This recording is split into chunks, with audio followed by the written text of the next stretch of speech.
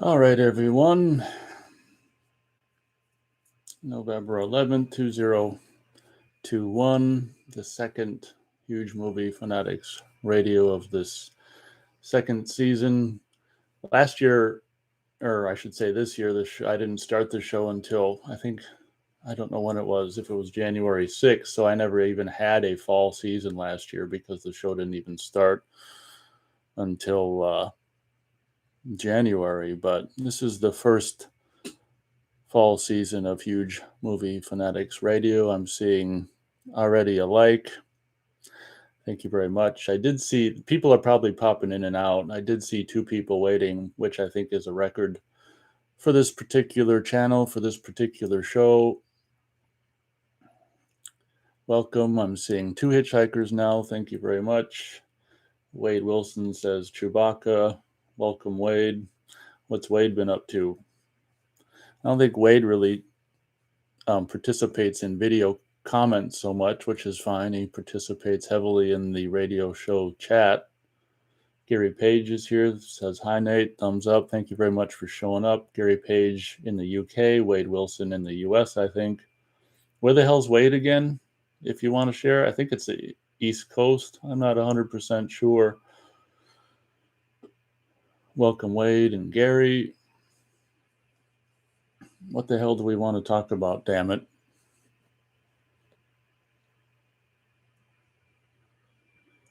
Right before I start these, I always wonder, what the hell am I going to talk about for 2 hours straight? But I always end up, if people end up showing up, their chat contributions always help me to blab for 2 hours straight. Wade picked up some laser discs, got Blade, Small Soldiers, and Ernest Scared Stupid. All right. So where do you get those, online or thrift? I can say this, thrift. Maybe I can't. Do you get them online or elsewhere? Okay, Wade's from South Jersey. Do you have that accent, or do you have the Jersey accent, which would be kind of cool if you did.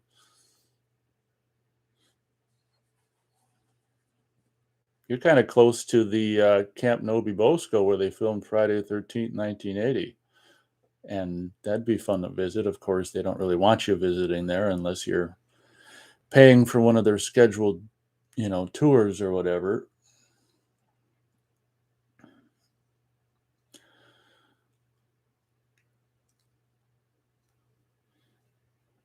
What's new with Gary Page, if Gary is still with us?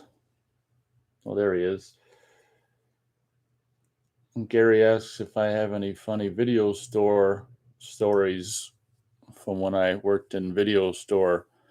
Well, I guess the first one that comes to mind is, I admittedly, I talk to myself. I think more of us talk to ourselves than we like to admit. And this is kind of a funny, really brief story. Is the mom and pop video store I worked with Matt in? Well, I didn't work with them because it was always only one person on a shift. So the place I met Matt at work, the video store, mom and pop video store, would always be one person on shift, and the majority of renters would be, which was the bummer aspect of this particular job. The majority of the renters would be, or renters buyers would be, the adult, the adult section and the adult movies, sales and rentals. And I remember walking back and forth. Obviously that's the adult rentals slash sales is in a blocked off area of the video store. And I remember walking back and forth in the non-adult section, just talking to myself, having a good old conversation and a grand old time. And we have mirrors where we can see, those kind of curvy mirrors where you can see in the adult room from any other place in the store. And I looked there and I was like, holy shit, there's there's someone been in the adult room the whole time I've been talking to myself. So I came up with this brilliant idea. They can't see me, of course. So I came up with this brilliant idea on the spot to say, oh, okay, see you later. Bye. Like I was on the phone. So that's the first thing I could think of. I'll take a look at chat here. Wade says, oh, he found the Laserdiscs online. He doesn't think he has much of an accent. Oh, he says, you can see in my video. You've got videos, huh? Or a video. The biggest thing in my accent, says Wade, is he says water different than others. North Jersey has a much thicker accent than most from South Jersey. Okay. I didn't know you had a video where you talk. Did you do that recently, or was that always up? But that's the first kind of goofy story about the video store that I can think of. It probably wasn't what you were thinking of. Wasn't really a customer related thing, but God, it's been such a long time. Yeah. Unfortunately, Gary, I don't know if I can really think of much else off the top of my head. Just working at movie gallery, like I say, on winter blizzard nights. If it was a Friday night and there was going to be a blizzard all weekend, this is before the streaming, or at least before it took off. I think it's really before streaming in 2004. People would just, it could be blizzarding on Friday night, Friday afternoon. They'd just be flooding to the video store to rent some stuff to be snowed in over the weekend with. It was really fun when it was busy because it made time really go quick. Gary Page says my story was fine. Yeah, a lot of the stuff, honestly, I probably was so frustrating, I'd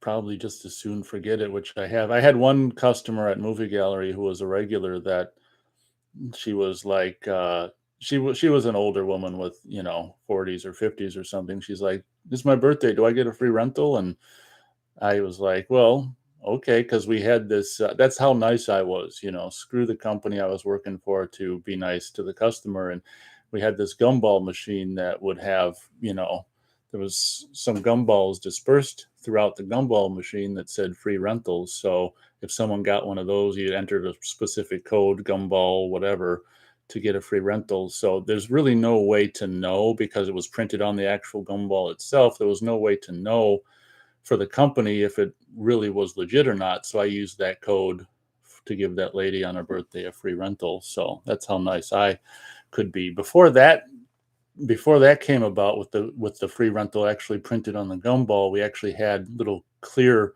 plastic ball with the piece of paper that said free rental, and that was something that was trackable, because we were supposed to, after we give that free rental, we're supposed to staple that to the receipt. But once they switched to I'm sure this is just fascinating for everyone. Once they switched to the gumball with free rental printed on it, there was no way to prove whether or not it was legit or not. So I used it to give someone a free rental on their purported birthday. Wade says video quality on Ernest's Scared Laserdisc is impressive. Looks beautiful on our 65-inch 4K TV. A big reason for that is because Ernest Scared Stupid is 4:3 aspect ratio. Do you zoom that in then? Wade continues, the benefit of Ernest Scared Stupid Laserdisc over DVD and Blu-ray counterparts is because you can see more of the top and bottom. Ernest Scared Stupid looks like 4:3 DVD quality. It's impressive. Well, way to go. Congrats. Not a big fan of Ernest movies myself, but to each their own. Enjoy Ernest Scared Stupid. Wade says 4:3 doesn't need to be zoomed in. Well, that's true.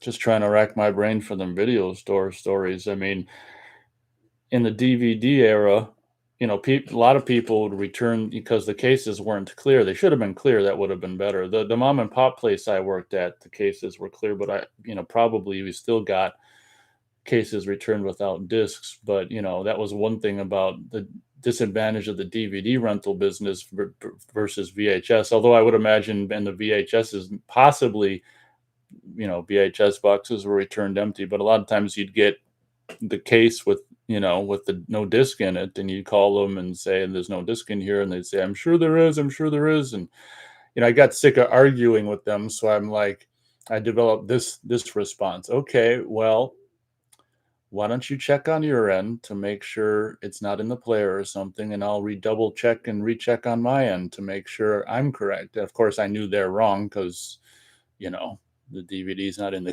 case, and of course, they'd end up bringing it back. That was one thing that was kind of funny, is that, you know, they just bring the case back and return the case without even making sure a disc's in there.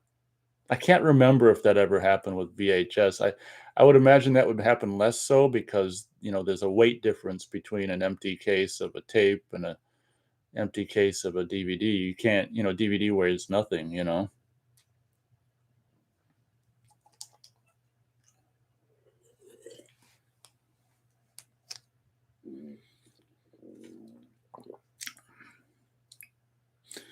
Wade says the widescreen laser discs is the ones he zooms in on, and he contends that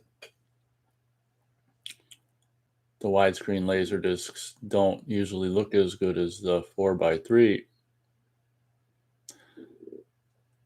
But Small Soldiers is a pretty good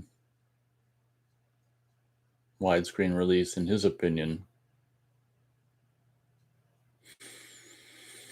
And he continues, 4x3 is when the sidebars are on the left and right of the screen. Those bars won't show on a flat tube TV because of the shape of the TV. And that's very true.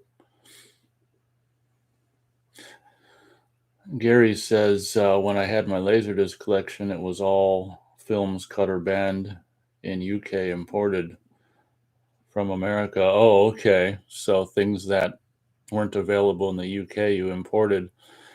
I mean, was it true that, like, if you could get in trouble just for owning them or some crap?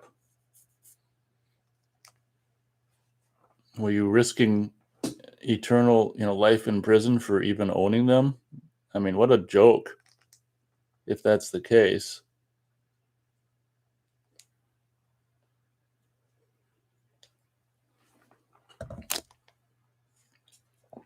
Looks like Matt got his fill of Huge Movie Fanatic Radio so far last week.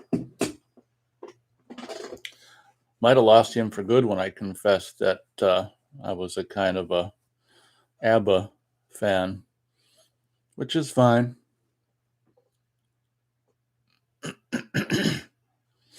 Oh, which leads me to another topic. You know, having heard the entirety of ABBA's new Voyage album, what I figured would be the case, in my opinion, is the case. That track that I really, really love, called "Don't Shut Me Down," in my opinion, is the best one on there. I figured that would be the case, but there's some other good ones and some other duds. I was kind of disappointed that it was like a Christmassy song on there, but whatever, it's released before Christmas, and I don't know. I'm not that big a fan of ABBA, so I don't know. Maybe it's their first and only Christmas song. If they've never done a Christmas song before, I guess we'll let them have a Christmas song. But Voyage was, you know, mostly good. Some duds, and, you know, I'd say mostly good stuff on Voyage. You can hear it for free on YouTube, so you don't have to buy it if you want to hear it, or you don't have to buy it to hear it.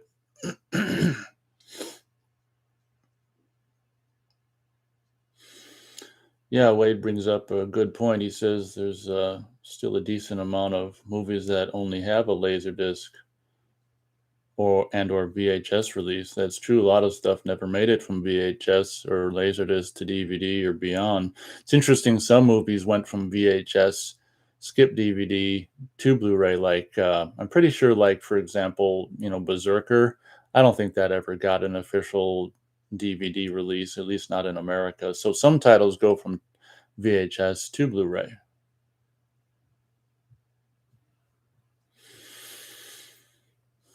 Oh, okay. Well, Gary says in the UK, back in the Video Nasties era, if you had one of these banned movies, you wouldn't go to prison for life. They just confiscate it. Yeah, land of the, well, I guess they don't call the UK the land of the free. That's this slave nation we live in, but quite the world we live in. You know, government's fine with blowing each other up in eternal wars, but God forbid if you have a VHS tape or a Laserdisc, they don't want you to have.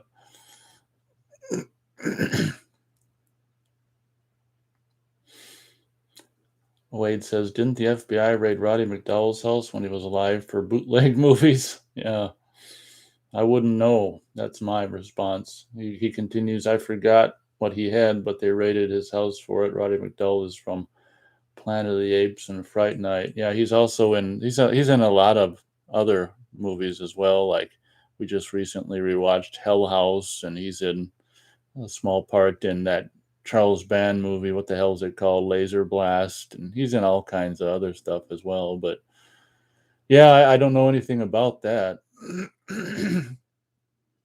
And even even if they do say it's true, things in the media you can never believe. Maybe they just said that to be like a kind of like a whatchamacallit, see, this can happen to even Roddy McDowell, so you better not do it, kind of a thing. Wade says his biggest movie's Planet of the Apes, and or he says is his biggest movies Planet of the Apes and Fright Night. Probably. I don't know much about his filmography. And Gary Page adds, I heard about that. He was copying films. Oh no.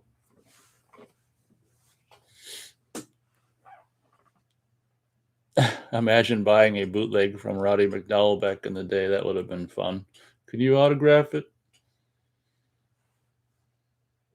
Wade Wilson says he was the villain in Planet of the Apes, correct? I'm not a fan of any of the Planet of the Apes movies at all. I'm the wrong person to ask. But apparently, I guess this is something I didn't know. He was the voice of the little tin robot and black hole, Vincent, I guess, which makes sense. It sounds like him. And I guess Slim Pickens played Bob, or did the voice of the tin beat up floaty robot programmed in Houston. The listen counter only shows one, but there's two people here, so that's goofy. Once again, welcome everyone, everyone, all two of you I guess it's still everyone for showing up. Wade missed last week's show, which is fine. As I always say, life comes first. And then Huge Movie Fanatics Radio, and then eating and sleeping.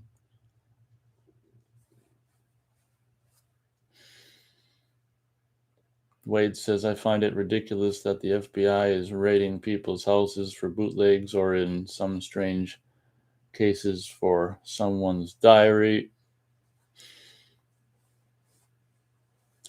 The government is such a mess. Yeah, that's for sure.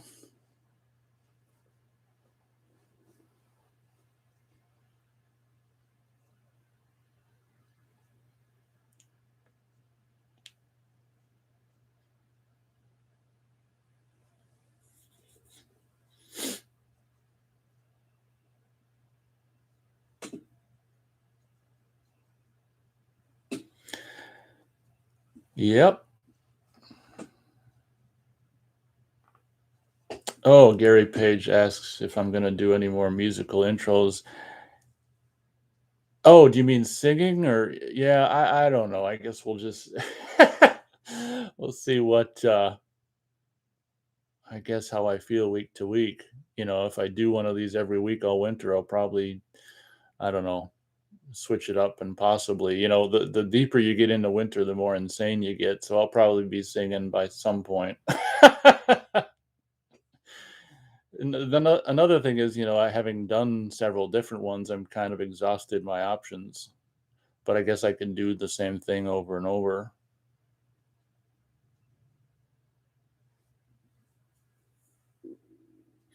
Wade asks if I've seen Blade or Small Soldiers, and what did I think of them if I have. Yeah, I don't think I've ever seen Small Soldiers or Blade. I've got like I think a 3-movie DVD collection of Blade, but I don't think I've watched any yet.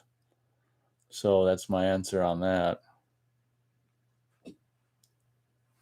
Is Small Soldiers computer? I think that's computer generated, correct? Yeah, I mean,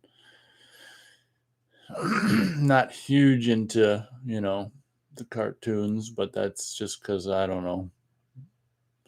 Haven't seen Small Soldiers.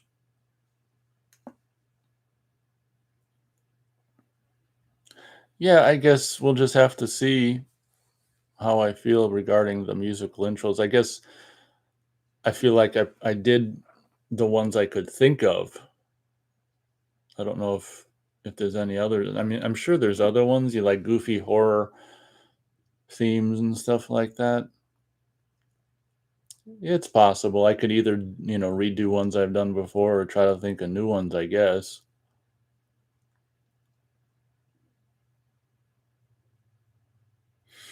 Wade says some consider Blade a horror movie, but he considers it more of an action movie.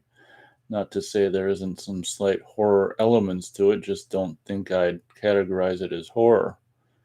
Yeah, it comes across more as an action franchise to me as well, with horror aspects.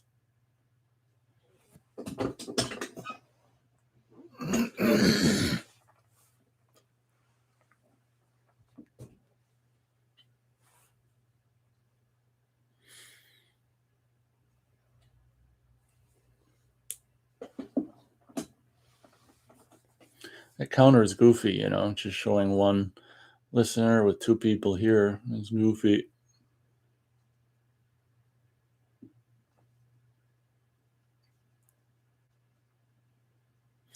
Wade says horror to me is slasher genre, Chucky, Jason, Freddy, and Michael. Yeah. Yeah, I'd agree with that.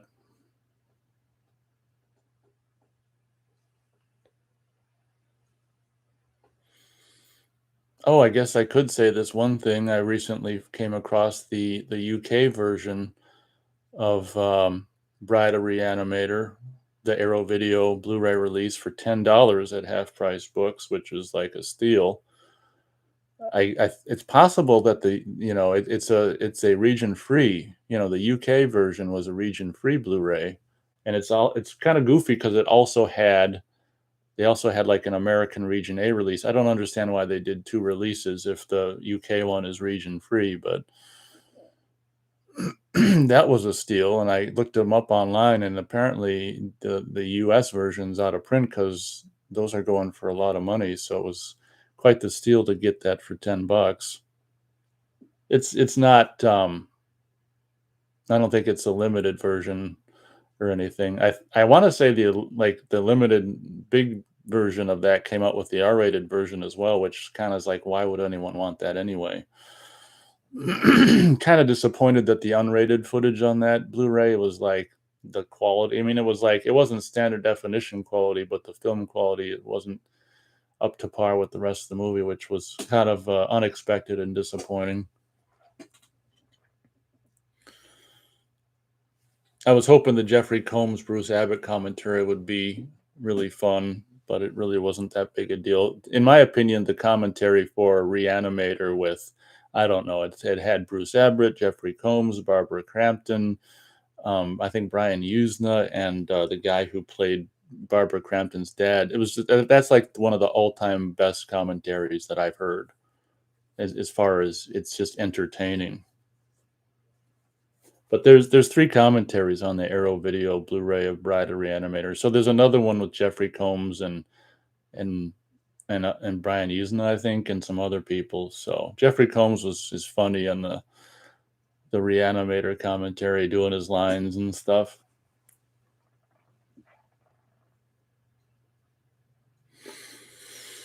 Wade says, which Child's Play movies are your favorite? In my opinion, the first three films are my favorite. Which which are the three films Don Mancini had less influence? Oh, in Funny Enough. Yeah, I agree. The first three for me are my favorites, and pretty much everything after that can go to hell. Although I was really surprised and impressed with Cult of Chucky. That might be my favorite one after the third one. That was surprisingly good, and I've done a review of it. If you haven't seen my review of Cult of Chucky, Gary Page says, "Do you have any horror films you want to pick up on Blu-ray?" Yeah, I missed out on some like Scarecrow and Sorority House Massacre and stuff, but since the DVD of Scarecrow's, did I say Scarecrow? Scarecrows rather. Since the DVD of Scarecrows looks pretty good up converted, I'm probably not gonna pay the price it would cost to get the out of print Blu-ray. And Sorority House Massacre is just not good enough to warrant, spending 40 or $50 on the Blu-ray that came and went. Those are the only two I can really think of off the top of my head.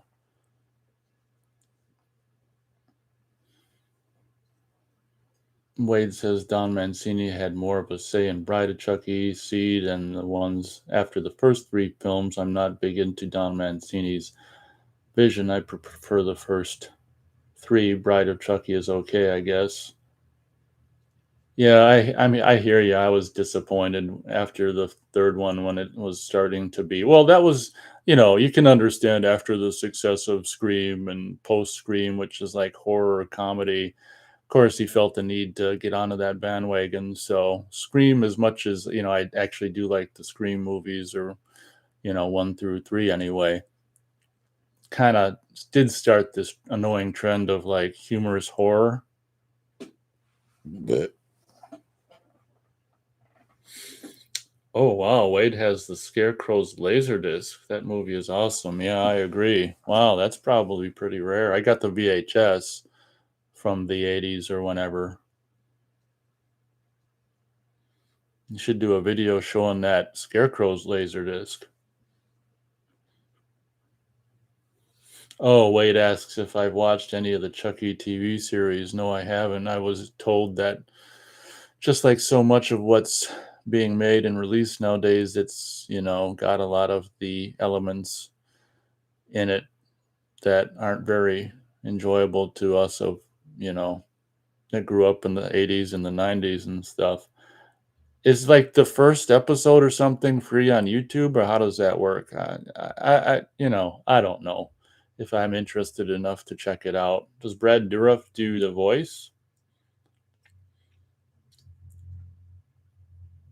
Wade says I he saw it and he enjoyed the first three episodes, but the last two he did not enjoy.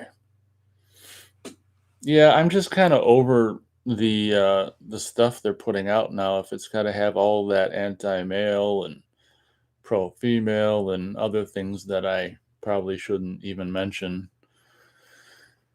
Yeah, I'm not too keen on movies and TV and quote unquote media that's being made and released these days, but it's just insane to me to think that they're going to have a Scream 5 as well. It's like, oh man, we'll see.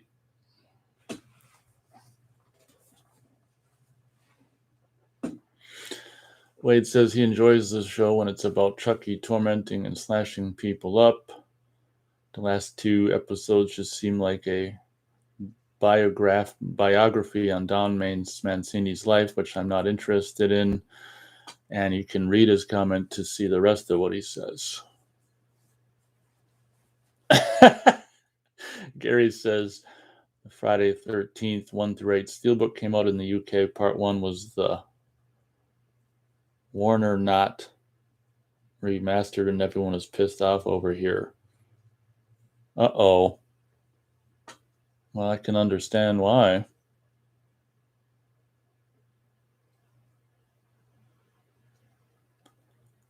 Wade says,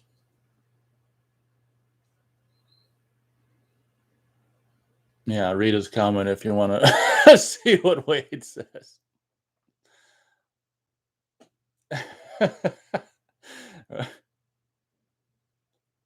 Sound like an episode of Seinfeld.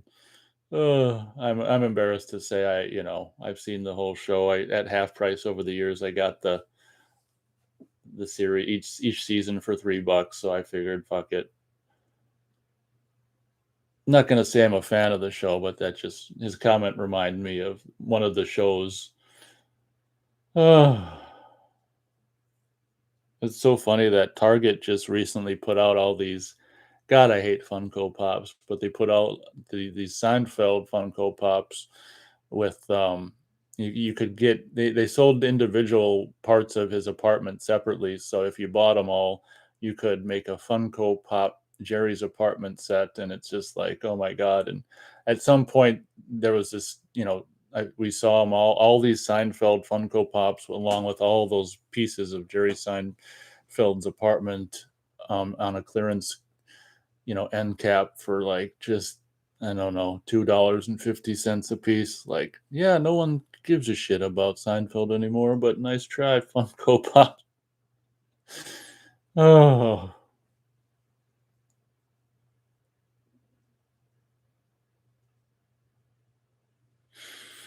Oh, Wade says, "Why are you embarrassed to say that? Seinfeld is a legendary show. Jerry Seinfeld is awesome." Yeah, I'm just, yeah, I hear you. I'm embarrassed to admit if I don't know, invested my time in something that was so mainstream, and I guess is what it boils down to.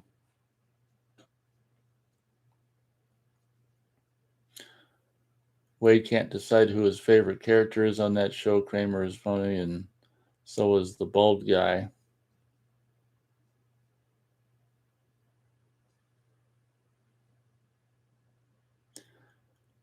Yeah, I haven't. It's been years since I finished it, so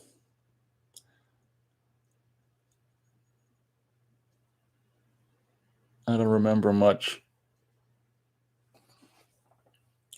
Just having passed 30 minutes into the show, I don't know how. I don't know about 2 hours. We'll see what we can do. Oh, that's another question I had about people. Generally the running time for the shows has kind of ended up being 2 hours. What do people think about that? Do people think, I need to go 2 hours every week, or would 1 hour be enough a week, or 90 minutes, or what's people's input on that? Obviously, if there's more people chatting, I guess it's easier to go 2 hours. But I was thinking, as of late, is, do I need to do 2 hours every week, or what do people think? Because like last week, it was like there was just one person left for the last 30 minutes, and I don't know. I guess it's just, I don't know. It's something I wonder about. The show, as always, is just constant living thing that week to week I don't. It's evolving. Part of me seems like anything less than 2 hours a week is almost too short. But what do you guys think, all two of you?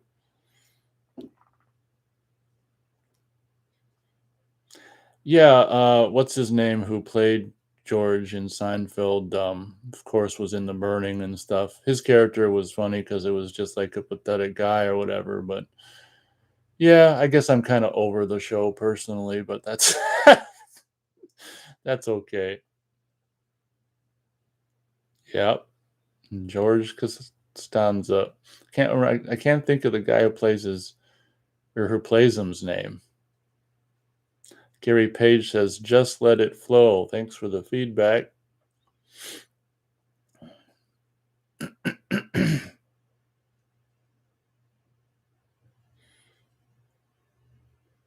Wade says the actor that plays George Costanza also voices a character on the cartoon TV show Harley Quinn. That's a pretty funny show. That's cool.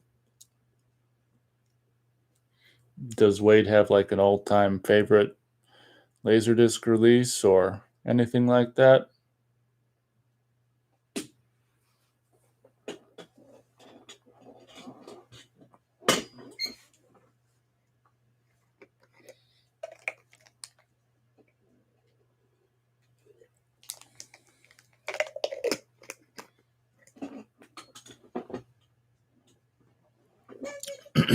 Taking a sip of water.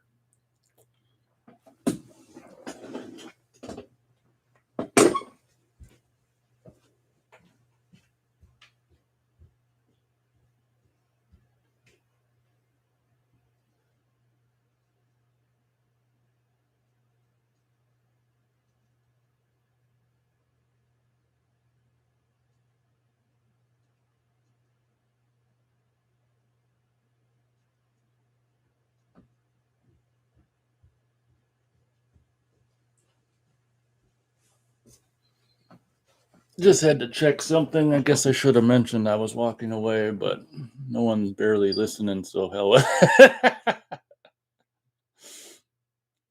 Yeah, see, there wasn't even a comment.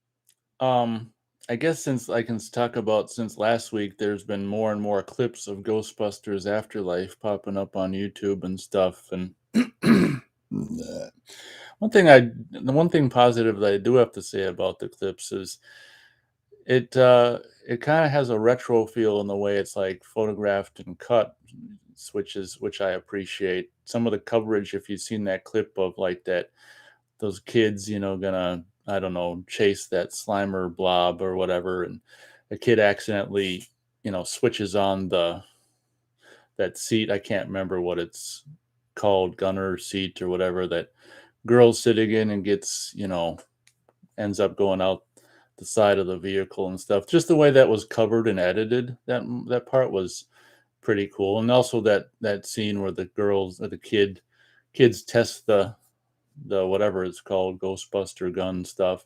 Just the way that was shot and cut, So if nothing else, I think I'm gonna like how the movie is shot and cut.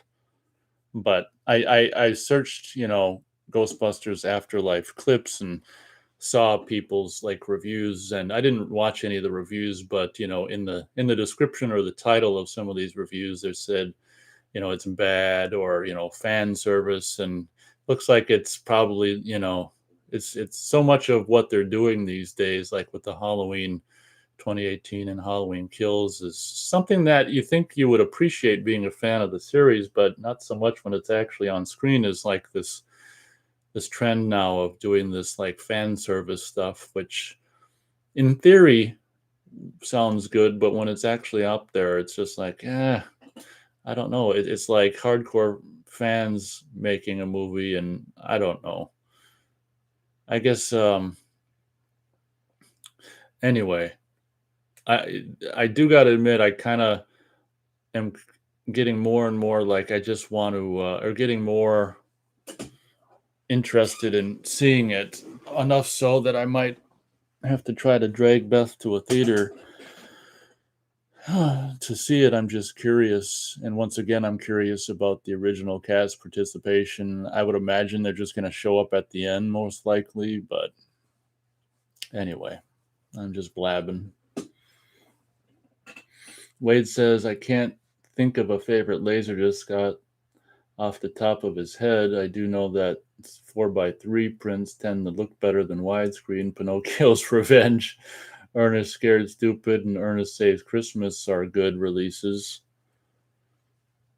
Ernest Christmas is a nice Christmas movie. I think you said you aren't fond of Ernest. Is that because he comes off as a creeper? He is a man in his 40s hanging out with kids all the time. Yeah, I just never found that guy funny, but I should probably see Ernest Christmas. I don't know if I've bought in that. I'm pretty sure I bought and watched years past Ernest Goes to Camp just because of my affinity for just summer camp environments and summer camp related movies, but I don't remember thinking much of it. Yeah, I'm just not a fan of Ernest. Gary says studios seem too scared to do something original these days. Yeah, that's the trend. It's like either just sequels or remakes. And when they're doing the sequels, it's like almost remaking stuff. And it's just like, I don't get it. But like I've said so many times in the past, at least we've got enough old, decent movies to last our lifetimes with.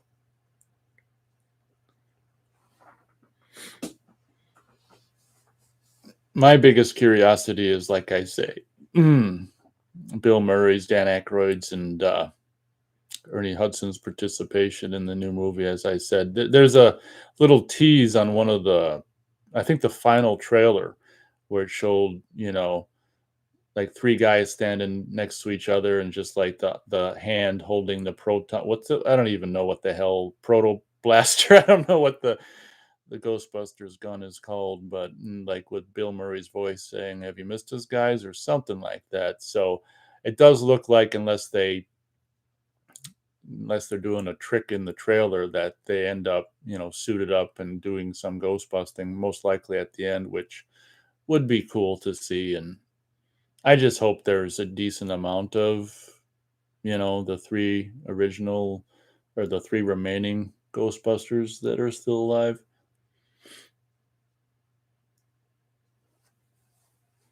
Gary Page says boring. What are you saying boring about? What Ghostbusters Afterlife sounds like, or what? Or movies these days?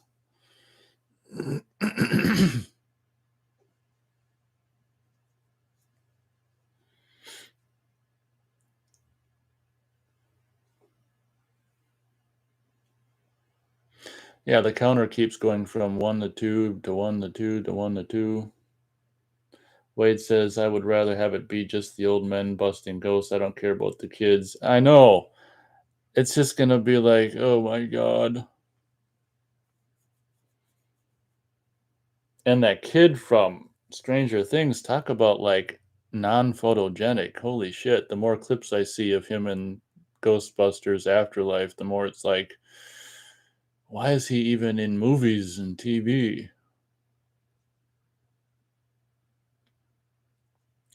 You notice that that's a growing trend in is the era of the men can't do anything and women can do everything. Is it seems like when there's boys, teenagers or something in movies, it's like they're scrawny little scrawny things. They're either scrawny, like really thin, or overweight.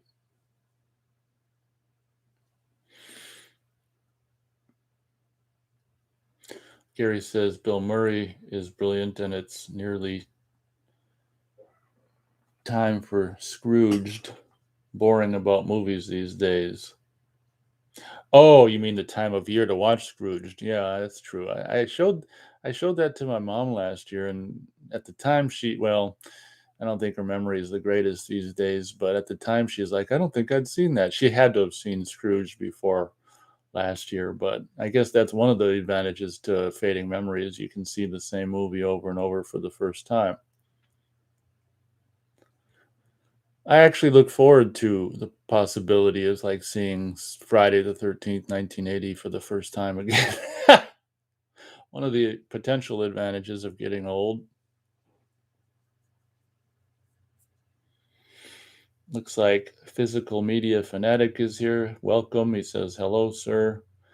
I spent half the show last week saying your name wrong. So, whoops.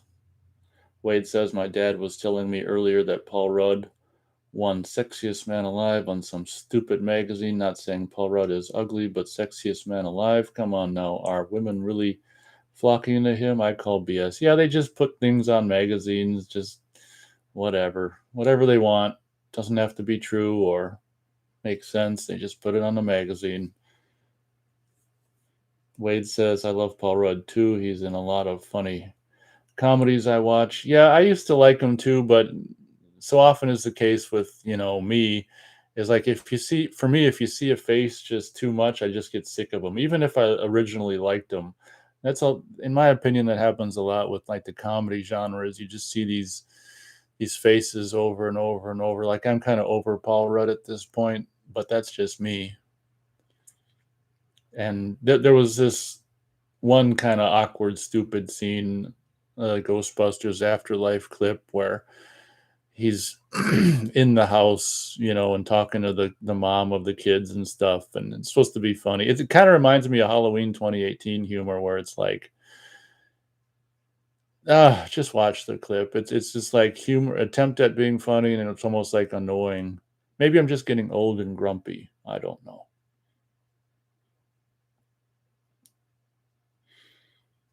Gary says, yeah, dementia is what I'm dealing with every day with my mom, but we get on with it. Yeah, I'm sorry to hear that.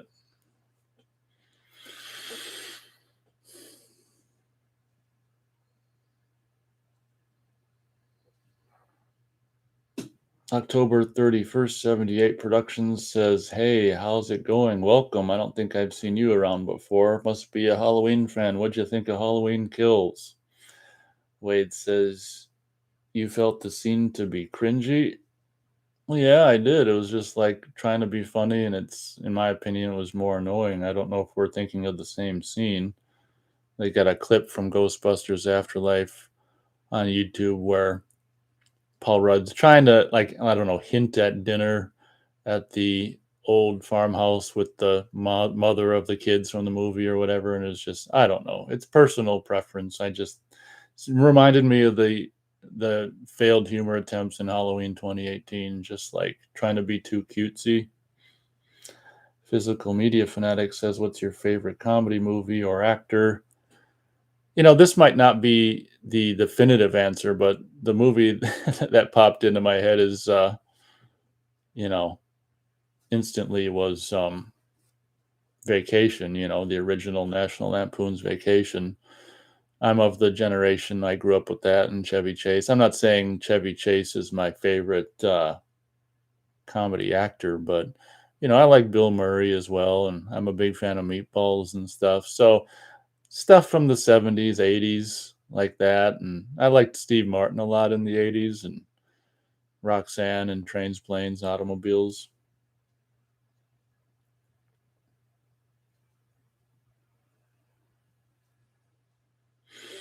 Wade says he did not like the new Halloween Kills movie. The script is so sloppy, especially the ending, which makes absolutely no sense. Yeah, if anyone didn't know, I did a review on Halloween Kills if you wanted to check it out. So, yeah, like I said in my review, the stuff I liked the least was the whole crowd, the angry mob trying to kill the guy they thought was Michael, who wasn't Michael, and it's just like it was eye rolling. I'm seeing 4 listeners. Welcome everyone. About 46 minutes into the show at this point. Most likely going to go for 2 hours like normal, especially now that we've got 4 listeners. I don't know how I'm going to. So, October 31st, 78 Productions says, "I thought Halloween Kills had its moments, but there was quite a few scenes where it flopped, especially when they felt they needed to constantly talk about Halloween 78, and he hated the ending." Yeah, and like, why was Jamie Lee Curtis even in it other than to basically take over the role of Dr. Loomis herself? Media Fanatic asks if I like Animal House. I actually watched that recently, or rewatched it recently, and I gotta tell you, I'm not the biggest fan of Animal House. In theory, one would think I would because of the era. I like the era it takes place in, but I can't say I'm the biggest fan of Animal House. Part of it could be because I didn't grow up with it. I wish I had. I didn't see it for the first time until I think I was in my late 20s or something. So I wish I'd grown up with it, but I'm afraid to say I'm not the biggest fan of Animal House. But, Vacation is a staple from my childhood and stuff.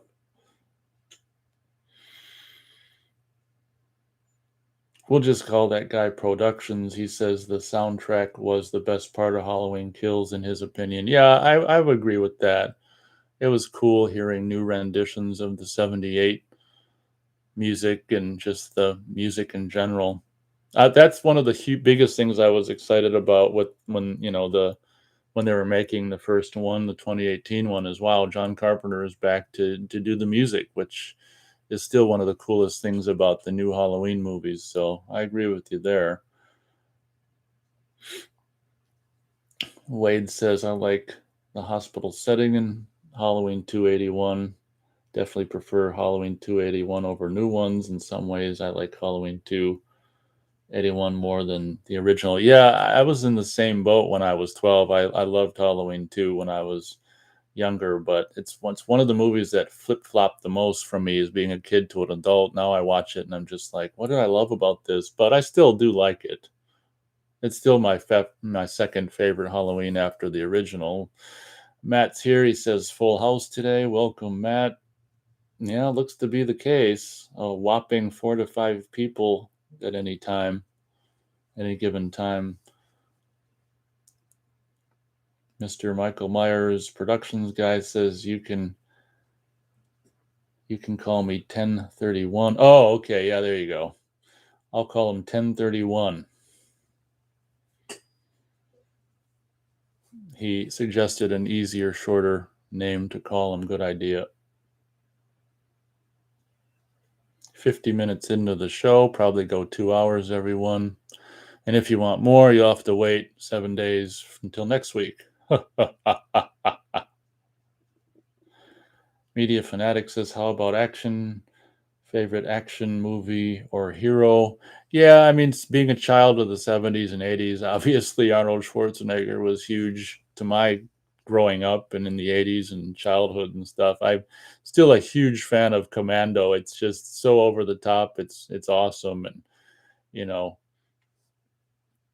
gotta give thanks to my childhood friend Willie for introducing me to Commando at the tender age of 9 or 10. Oh, I wouldn't have seen that movie so early if it wasn't for him. Willie can be seen on this channel actually in the first batch of movie reviews I ever did in my life in 1989. Just search the channel for Unknown Critics, and you can see. Well, listen, you can hear. Well, no, in the fake commercials we do, you can see Willie, but Willie and I do a 12-year-old's version of reviewing movies at the time and stuff. So thanks very much, Willie, for introducing me to Commando at the tender age of, I think, 10 or 11. But Commando is huge, obviously Predator. And, then in the 90s, I found out about the Hong Kong John Woo movies and stuff, and big fan of John Woo, and obviously the like First Blood and Rambo First Blood Part 2 and stuff, classic stuff, Stallone, Schwarzenegger, I mean, Die Hard, things like that. I mean, child of the 80s, it's, you know. Oh, Wade Wilson says Beverly Hills Cop. Yeah, I mean, I was never the biggest fan of that, but the first one is really pretty fun. It's the old like comedy slash action genre. The first one is really pretty fun and classic.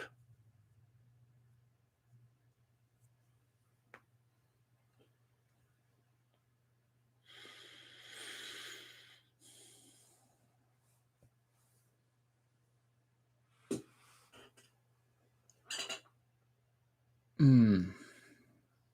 1031 says Halloween 281 is my third fave after Halloween. Oh, wow. After Halloween 2018. Number one is obviously Halloween 78. Wow, that's interesting. Gary says, Nate, hurry up and do a commentary on Terror Train. Yeah, don't worry. You might have thought I forgot about it. I just being an anal movie fanatic, I kind of waiting for a little coating of snow on the ground before I do it. It's not a requirement, but I plan to do it this month. So in case anyone's wondering, you can thank Gary Page for the recommendation of me doing Terror Train. I would have done it anyway, but I will be. But the plan is to do the fan commentary of Terror Train this month. So thanks for the reminder. I didn't forget about it. Media Fanatic says there is a parody of Commando from France. Vinegar Syndrome is selling, called Commando Ninja. Okay.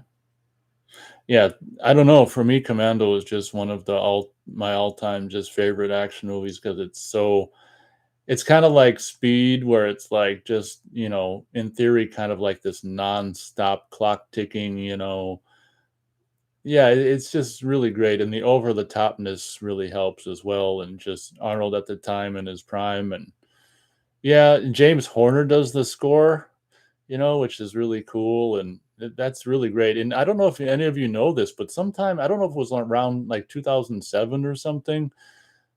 Fox, they actually put out a DVD with like a director's cut, which has actually got some alternate scenes and some extended gore, which I don't think ever ended up on Blu-ray.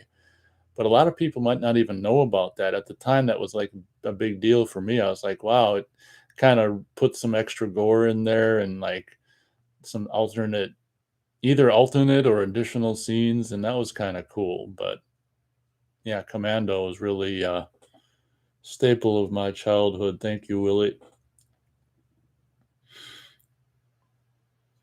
1031 says, "Yeah, I really like 28 Halloween 2018. However, it's not perfect. The attempts at humor was cringy." Yeah, that's what I'm talking about. It's just like, how come, you know, writers for movies nowadays, their humor equals cringy? I don't understand that. I was just talking about that with a clip I saw from or for Ghostbusters Afterlife on YouTube as well.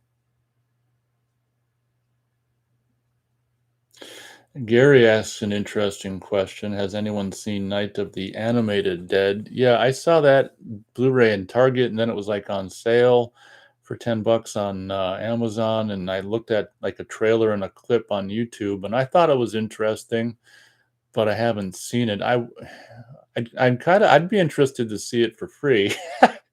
One thing that was kind of cool about it is when I looked at the screenshots on Blu-ray.com, is how some of the things that what the hell's the the one guy, who lives at the end until he's shot? Was it Ben? I don't remember his name, but the guy who lives all the way through it and gets shot at the end. Some of the things he describes in the movie, the original movie, that they didn't have the budget to do, it looks like they actually did in the cartoon, where they actually have that diner. They show some of the stuff that we only heard him talk about in the original movie. Like, I can't remember the diner name or whatever, but some of the stuff of, I just wanted to crush them. Like, he plowed right through them. They probably show that in the cartoon, which would be kind of fun to see. They just scattered through the air like bugs. I should have almost, I don't know. Part of me wanted to buy it for $10, but another part of me didn't. That's why I didn't. But I'm interested in seeing Night of the Animated Dead for free.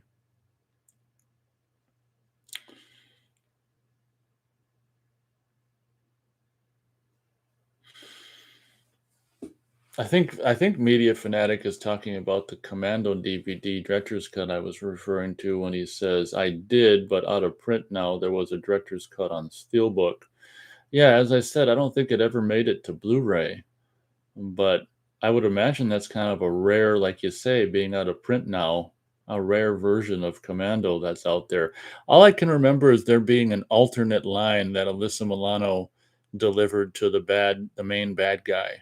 I don't know if there's any additional scenes other than extended gore stuff or not, but that was kind of fun when it came out, seeing some additional gore and stuff in Commando.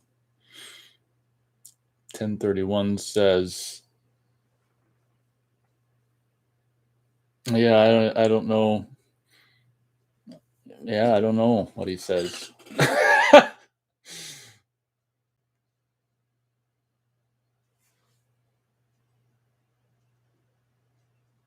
Is he talking about Commando director's cut, or I don't even know what he's talking about? Oh, Media Fanatic says the director's cut is on Blu-ray. I wasn't aware of that. Is that the Steelbook?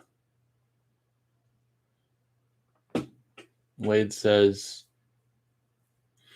which movie scared you the most as a kid? For myself, Chucky scared me. I also don't remember owning a doll similar to Chucky, so I have no idea why it got to me. For me, The Shining was one of the first movies that really scared the shit out of me, and believe it or not, Terror Train, just because of mostly the dark, confined, train cars and the music. The music of Terror Train is what really, really scared the shit out of me when I saw it.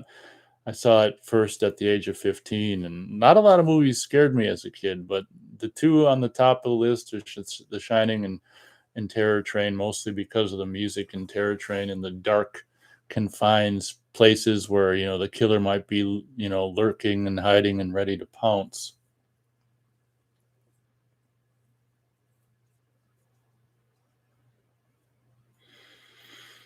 Media Fanatic says yes. Steelbook director's cut on Steelbook. 1031 says,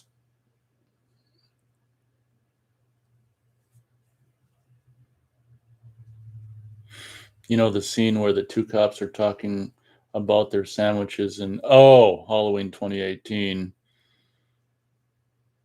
Yeah.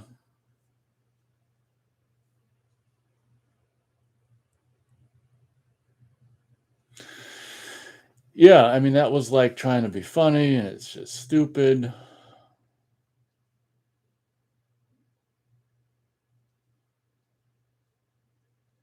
You're referring to an extended version of Halloween 2018? I didn't know there was one.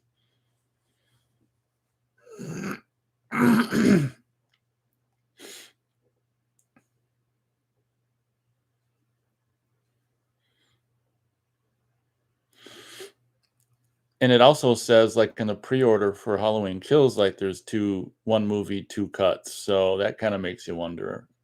I never I was, under the impression there's only 1 cut of Halloween 2018.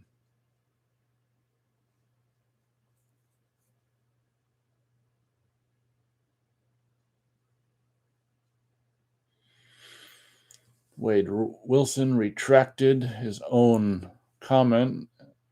All right, everyone, about halfway through the show, an hour in, probably an hour of this amazing fun left.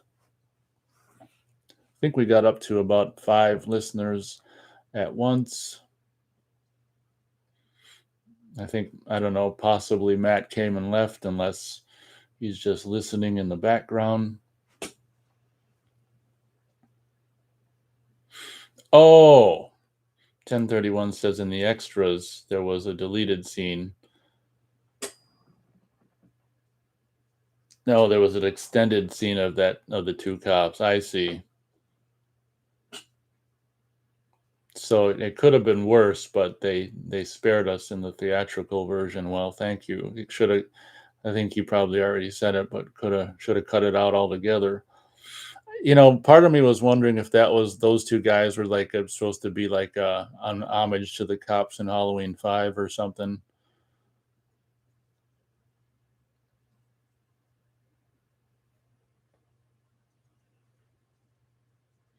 One thing that I appreciated about Halloween Kills was it seemed like their attempts at comedy was not as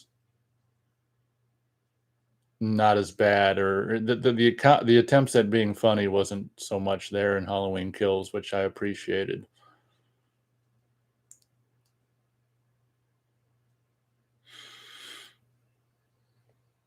That's okay, 1031. It's difficult to use the limited amount of characters you're allowed in chat and make things make sense.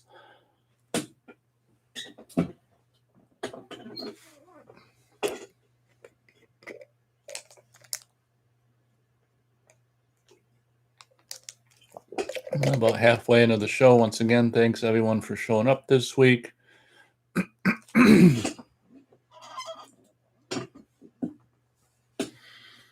I think we have a bigger turnout than last week. I don't remember what the max turnout was last week. It might have been 3 or 4. I don't remember.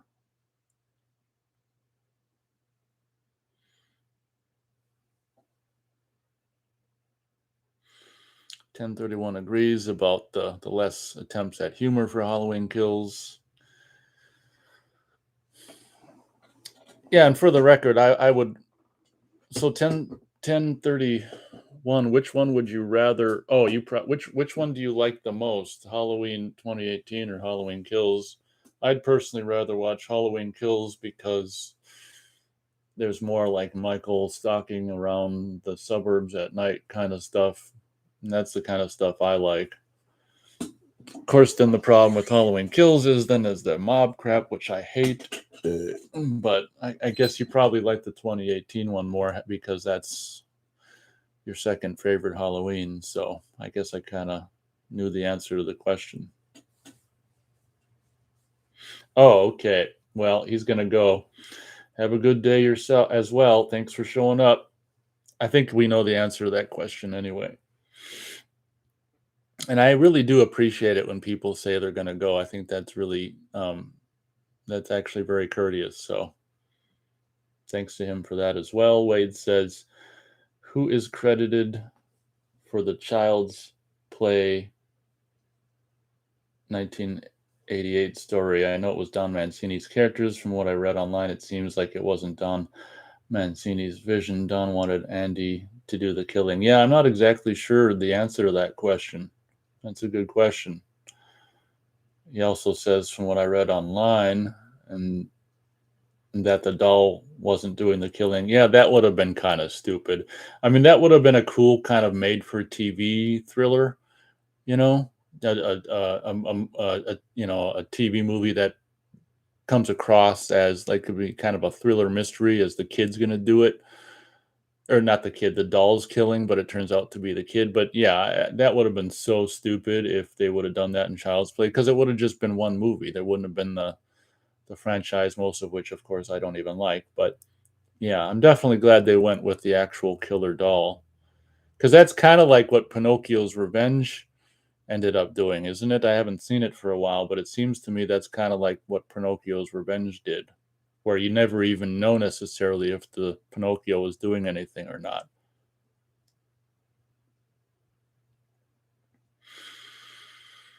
Mm, 1031 says Halloween 2018, there was too much goofiness and there was not as much recapping.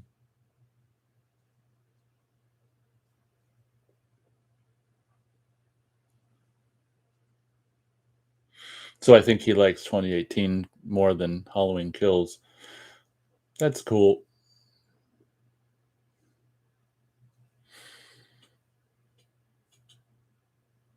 Yeah, I mean, maybe they balance out for me almost at the end of the day, because, it was cool to see Jamie Lee Curtis doing more in the 2018 version, and no mob scene in 2018 version. So they almost kind of balance out for me if you compare goods and bads and stuff. Like, it was, as much as I didn't love Laurie Strode being Sarah Connor, it was cool seeing Jamie Lee Curtis do more in the 2018 movie, and Halloween Kills, she just did nothing.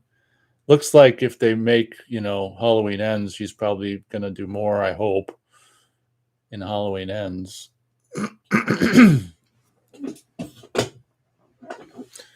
Had a surge up to 5. Now it looks like we've got 2 listeners. Thanks for sticking with us. I don't think I've ever had a show yet where everyone's bailed on me. That almost happened last week. I just had, I think, one listener for the last 30 minutes. But obviously, if people bailed on me, an hour into the show, I probably wouldn't stick around for another hour.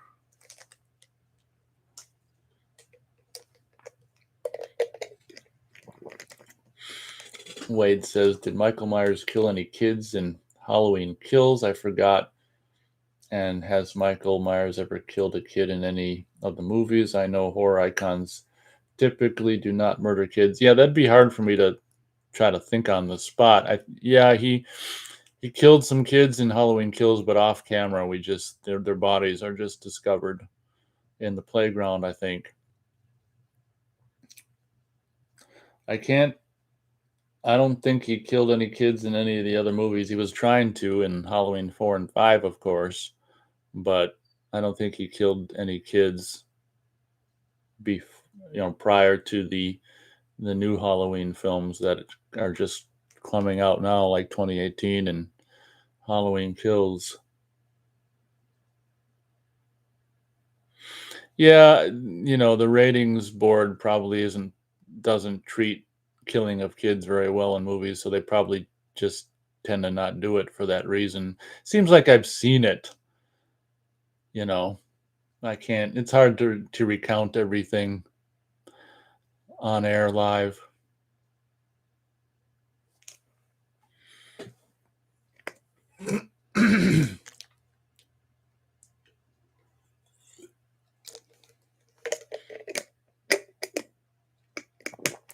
Water.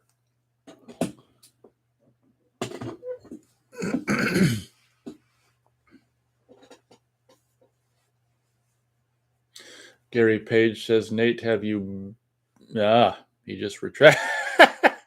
He said, have you been to the D? I don't know what the D is. I've never been to Detroit. Wade says, I know a kid was killed by the Blob in the 88 film, but the Blob isn't like a horror icon slasher character, so I don't know how to categorize that. Yeah, that's true. It's not like a person killing a person, but I guess, it's still a kid dying, so I guess that counts. But maybe the ratings board probably wouldn't have as much of a problem with, you know, just an oozing pile of pus killing a kid than like another person with a weapon killing a kid. The ratings board is just goofy like that.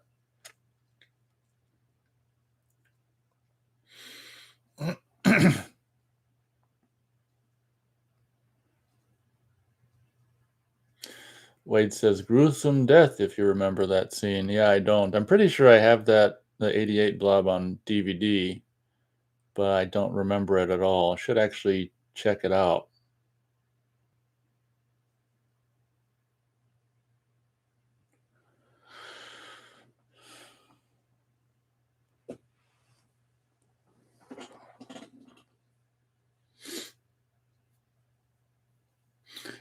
Oh, I'll tell you another one that I recently revisited because they're streaming the Scream Factory scan of it on, I can't remember where. I think it was Tubi. Something that I've seen, something that it's good to watch this time of year because it takes place around Christmas. The Brain from I think '88 as well. It's a low budget movie with the guy from Reanimator. I think his name was David Gale, and really low budget movie that I think was filmed in Canada, but the main star's girlfriend is kind of cute in that movie, and it's kind of fun. Not a whole hell of a lot really happens in The Brain, but it's more fun just for like, I don't know, just to experience the era of 1988, and kind of has this cool like wintry Christmassy feel, and it's not amazing, but it's kind of fun if someone wanted to check it out. I'm pretty sure I saw it on Tubi. It's like the Scream Factory has a Blu-ray of it, so it's the Scream Factory scan. But The Brain is kind of fun. Oh, Gary says, Nate, have you been to the drive-in lately? Any more kids carried out or popcorn incidents? Yeah, we just did the drive-in twice this year, and both experiences were kind of crummy because of just inconsiderate other moviegoers. And I even on the second time we even had, because I record them all on video, like all the leading up to when the movies start and intermission and stuff. I record everything but the movies. And the last time we were there, I had some, drive-in police officer driving around on his golf cart stopped and say, "You got to turn that video camera off." And it was still like daylight, and there was nothing on the screen. And I'm like, "There's nothing on the screen. I'm not going to turn it off." It's like, "You better turn it off when the movie starts." So it's just like, God, welcome to you know drive-in. I don't know what Auschwitz.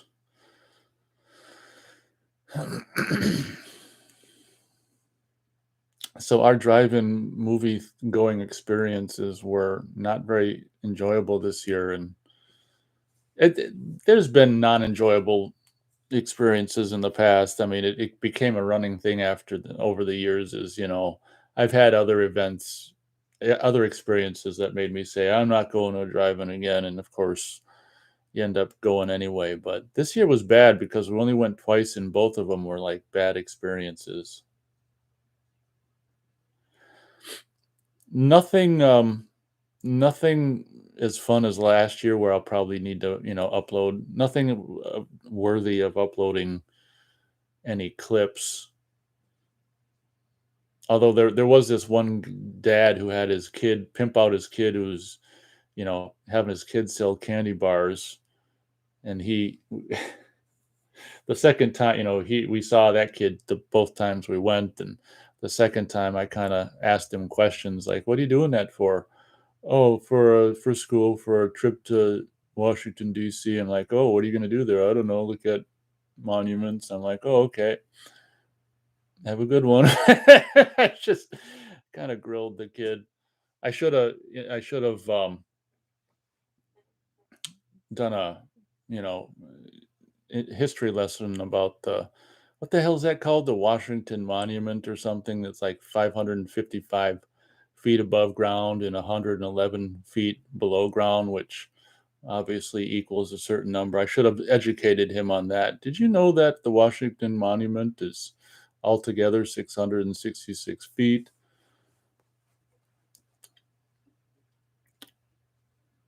But yeah, it was mostly an unpleasant experience this year at the drive-in. It's sad to say. Wade says I have the brain on Laserdisc. That's very cool. You know, you should really showcase some of these really cool Laserdiscs if you haven't. That'd be cool to see along with scarecrows and stuff. But nothing really captured on video this summer at the drive-in that warrants, sharing it with you guys, unfortunately. Just a bummer to be harassed by a drive-in cop when you're doing absolutely nothing wrong. Like, I can understand if he's driving around in the movies going and there's a camera on, but until the movie's starting, I'm not doing anything wrong. All right, everyone, about an hour and 15 minutes into the show, I'd say most likely 45 minutes left if people hang on with me. If they bail, then I might bail.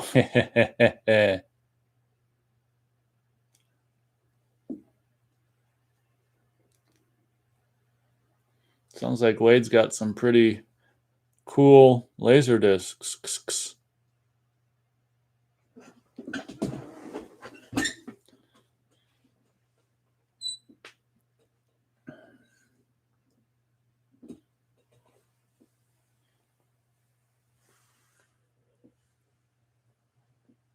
Ooh, stretch.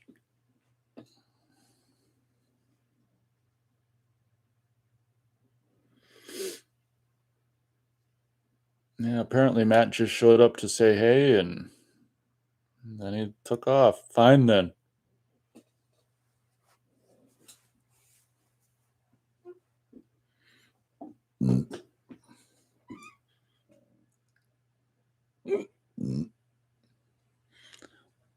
Gary mentioned a while back you were going to get The Rocketeer.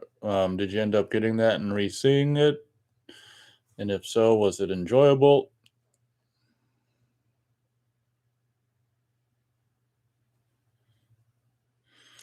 Wade shares with us horror movies with the Tatas is always an extra bonus.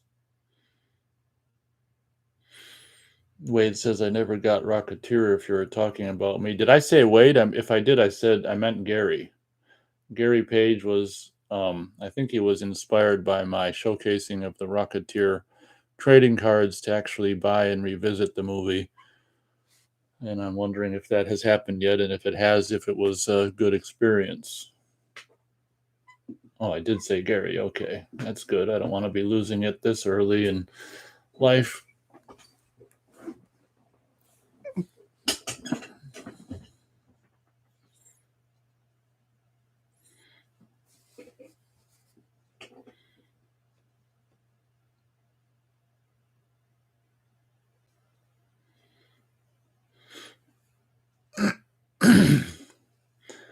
Yeah, and for anyone who's listening to this now or after the fact, feel free to check out my showcasings of I'm doing videos where I'm showcasing all of the Rocketeer trading cards for the movie, which is kind of actually turning probably a little more work than it's worth, especially since people really aren't interested. But just because people aren't really interested, like when you're doing it, doesn't mean later on there isn't going to be more interest. And even if there isn't, hell with it. It's still kind of fun and a lot of work to do. So hell with it. Oh, okay. Looks like C Snap's with us. Welcome. He says, "Hey guys, hey Nate, greetings from Dublin. Glad to see the live show back." Yeah, thank you for showing up. Welcome. C Snap was a regular listener contributor in the this past winter / spring. Wade says, "Did you see the Halloween parade with me as a Rocketeer as a kid? I think I told you about that in the past, and I think I uploaded it." Oh, yeah, I think I remember that. Yeah, I'm pretty sure I did see that video, but it was kind of, far from a distance, but I'm pretty sure I saw that. Gary says, "Yep, great film. The Rocketeer Blu-ray arrived." Okay, cool, good. Anything C-Snap has to say or ask while I'm live and available?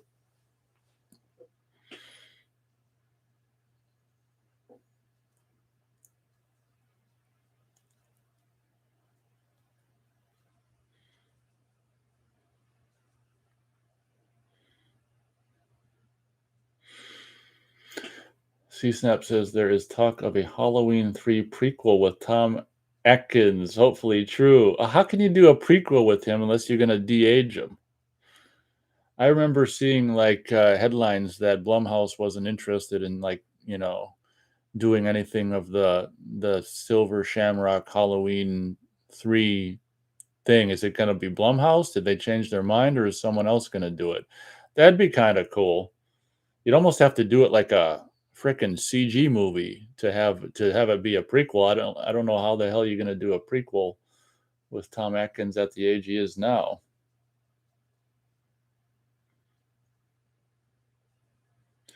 C-Snap says could be a direct sequel. Oh, yeah, how do you do a yeah, and how do you how do you do a sequel? Isn't it like game over at the end of Halloween 3? Like, oh well, that'd be interesting. So just like, oh my god. So just like with Halloween 2018, 40 years after that movie, they can do a sequel to Halloween 3 40 years old, 40 years after that movie. Because next year it'll be 40 years old, won't it? Yeah.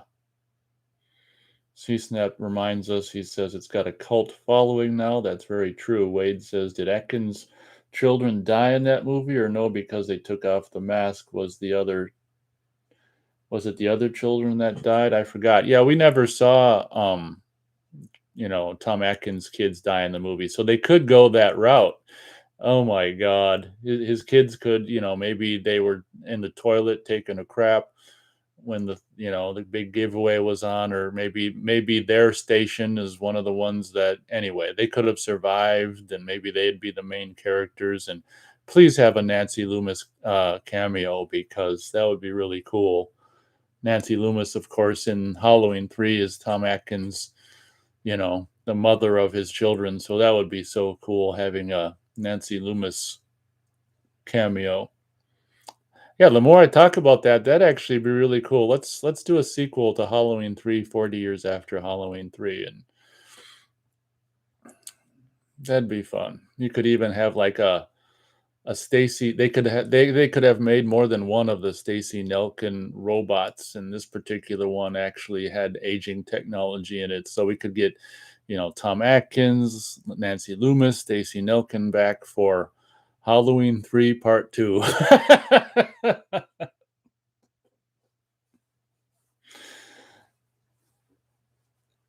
C-Snap says no idea, but hope it happens anyway. Yeah, the more I'm talking about it, the more I'm kind of getting excited about the prospect. It's only if they bring these people back, like I'm saying, that'd be fun.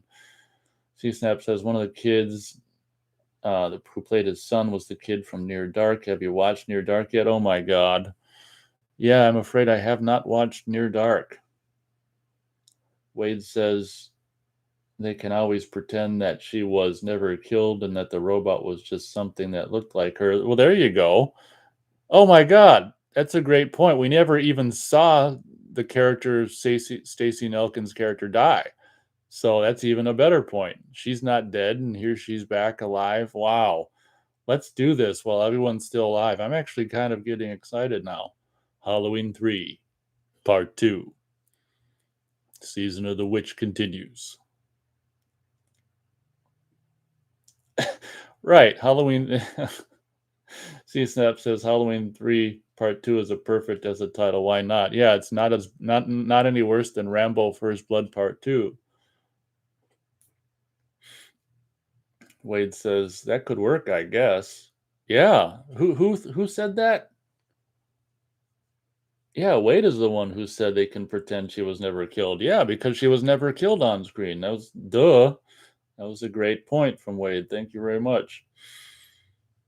Gary says I used to hate Halloween 3, but now I love it. Yeah, I think that's how it's the same with me and a lot of fans.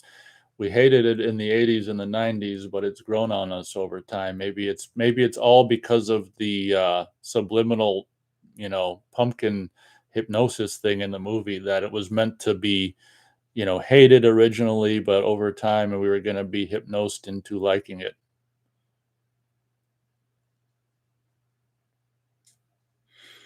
C-Snap says Stacy Nelkin was meant to be in Blade Runner, but wasn't included. Yeah, I talk about that in my fan commentary of Halloween 3. And I talked about how, she was supposed to be Pris, I guess, originally, but wasn't, of course. And they should have just, she was so hot, they should have had her been just like a sex bot in the movie. Even if she had a small little part or something, they should have still had her in the movie because she was so good at doing like the robotic, empty glaze or the empty glare kind of gaze.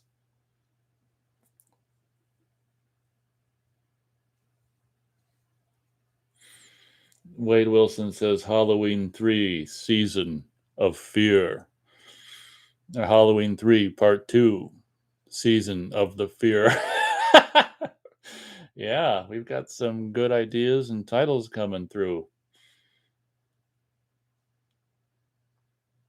I think C-Snap says cool that Stacy Nelkin was meant to be in Blade Runner. I think she was up for the part of Pris, if I'm not mistaken. C-Snap says she dated Woody Allen in the 70s. Well, goddamn, Woody Allen was lucky.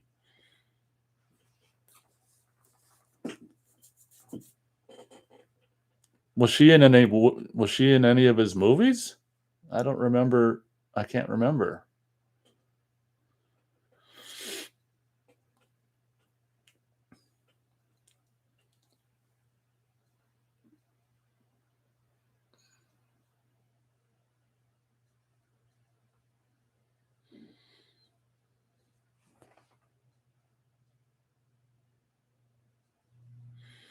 Wow, the show got really exciting there for a minute. Yeah, thanks C-Snap for showing up. You invigorated the show with the Halloween 3 prequel slash sequel idea. Yeah, it just occurred to me that Halloween 3 is going to be the old 40 years old next year. So Halloween 3 Part 2 Season of the Witch continues. Or what did yeah, Wade Wilson say? Season of Fear.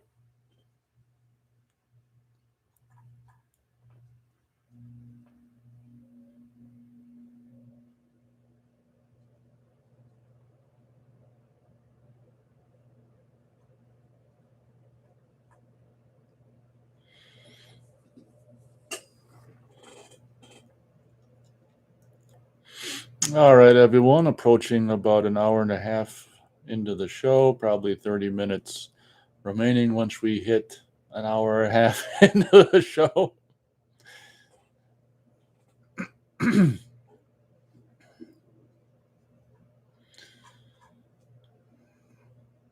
Well, I can remember, like I say, at some point seeing some kind of a headline for some online article that said Blumhouse has no interest in doing anything Halloween 3 related. So unless they change their mind, maybe someone else is doing it.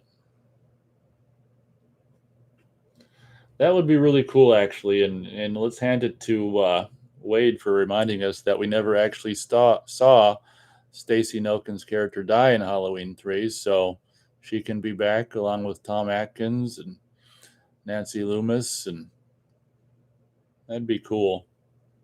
John Carpenter, let's have him back for the music. Wow, I'm really getting excited. Oh, wow, I haven't seen that for a long time. C-Snap says she was in Bullets Over Broadway, the Woody Allen movie. Yeah, I can remember liking that back in the day. I haven't seen it for probably since just after it came out on video. Wow. Huh.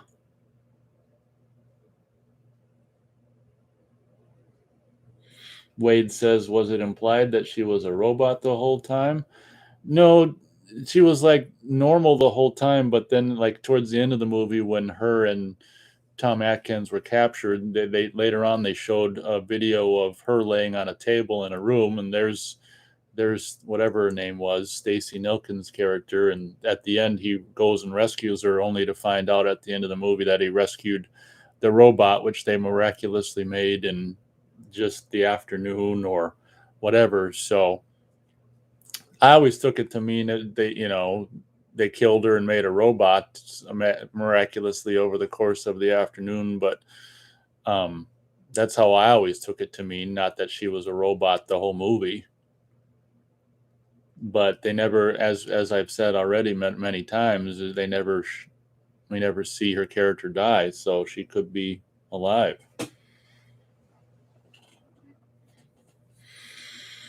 C-Snap says we need a new Irishman to play Conal Cochran, maybe Liam Neeson. There you go. He can be Conal Cochran. Boy, they should have us write it. We're doing a pretty good job. Wade Wilson says, so maybe she still is alive. Yeah, you didn't see her die on camera. Hell with it. She is, in my book. Wow, how cool would that be?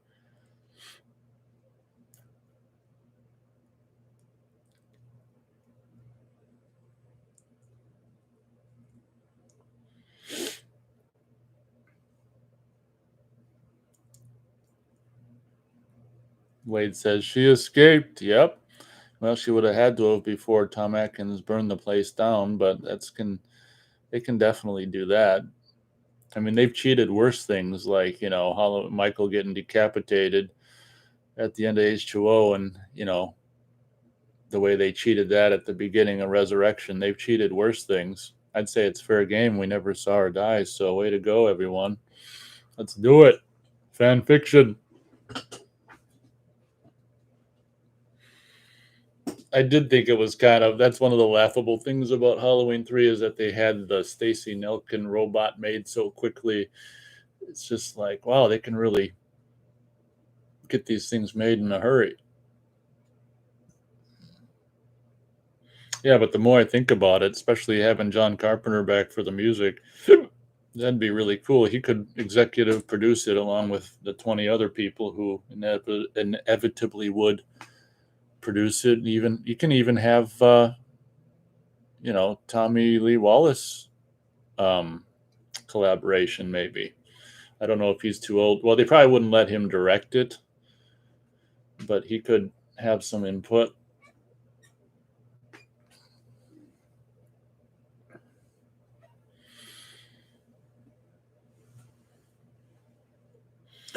Stretching.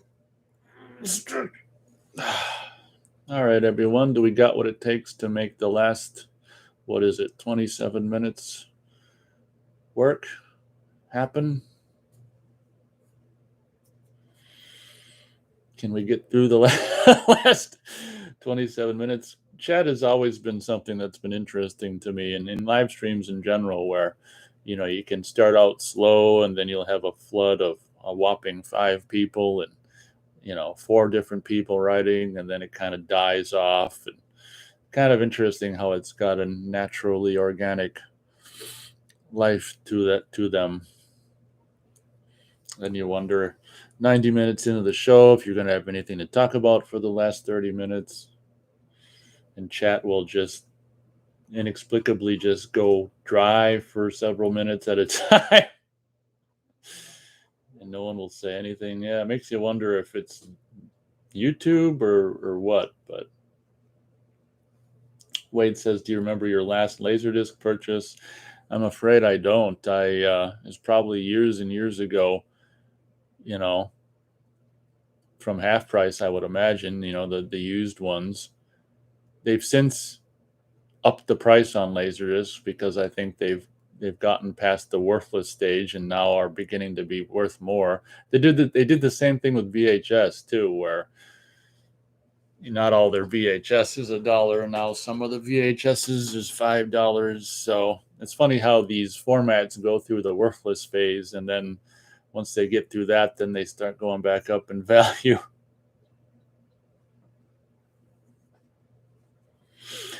Yeah, probably. Yeah, I can't remember what my last Laserdisc purchase would have been, from half price.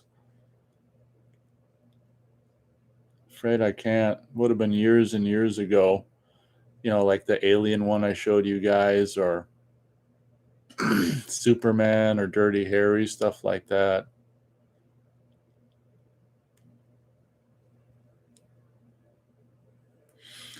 Yeah, too long ago to remember, I would say. C-Snap says, watched a great movie from 79 called Vampire with Richard Lynch. Recommended. Okay, cool. Jason Miller is also in it, playing like he did in The Exorcist. Great atmosphere, and it's on YouTube. Okay, thanks for that. I've never saw that, so thanks for that recommendation. There's really no reason not to watch it since it's on YouTube.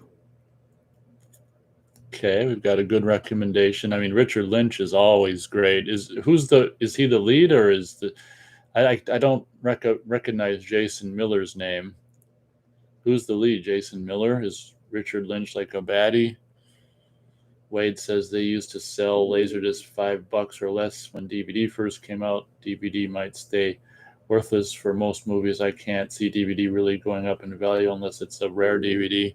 Yeah, I almost agree with you. I mean, Laserdisc was never as mainstream as DVD, so there's a reason Laserdisc is going up in value because it was more of a rarity. But DVDs, holy shit, there's so many of them produced that I can see what you mean. Like, I don't. There's a lot of majority of titles are never going to probably go up in value because they just flooded the world with them. So C Snap says Richard Lynch plays the vampire. Okay.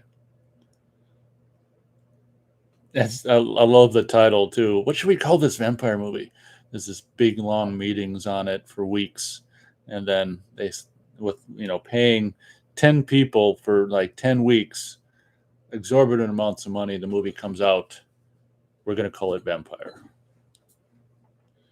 C Snap says Jason Miller is the lead, like a Van Helsing character in the movie. Okay. Well, once again, cool. Whatchamacallit?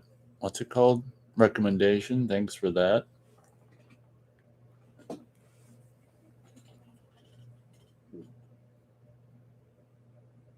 Let me actually take a screenshot of. I'll be right back, just so I can remember it.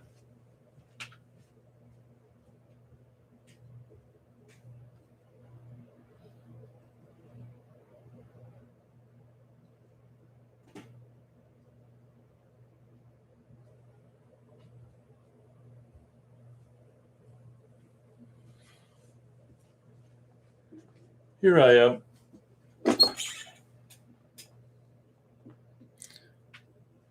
C Snap says Jason Miller played, I don't know, Father Karras in The Exorcist. He also played the father of Jason Patrick in real life. Oh, he's also the father of Jason Patrick in real life. Okay. Father. Okay.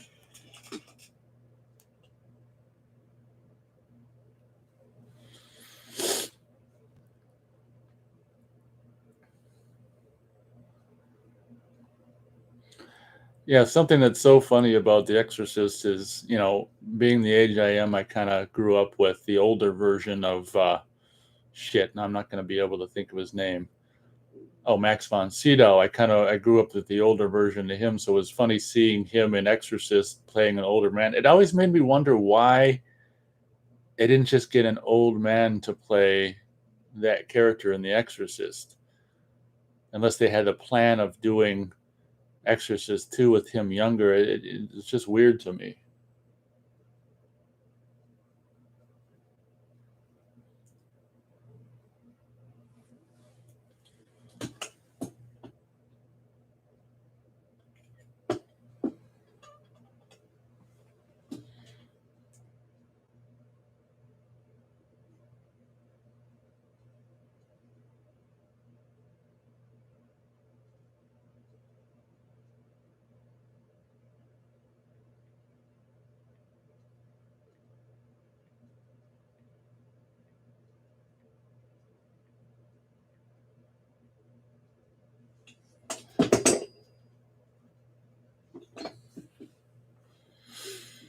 C-Snap says something I completely agree with. Exorcist 3 is the real sequel, right? I think I did a review. Well, I know I did a review of Exorcist 2 and 3 last year, I think, or at some point.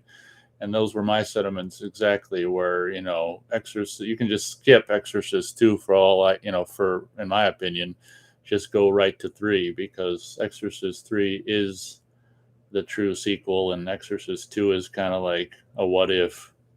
I mean, the thing about Exorcist cool 2 is it's cool to see Linda Blair back, but that's about it.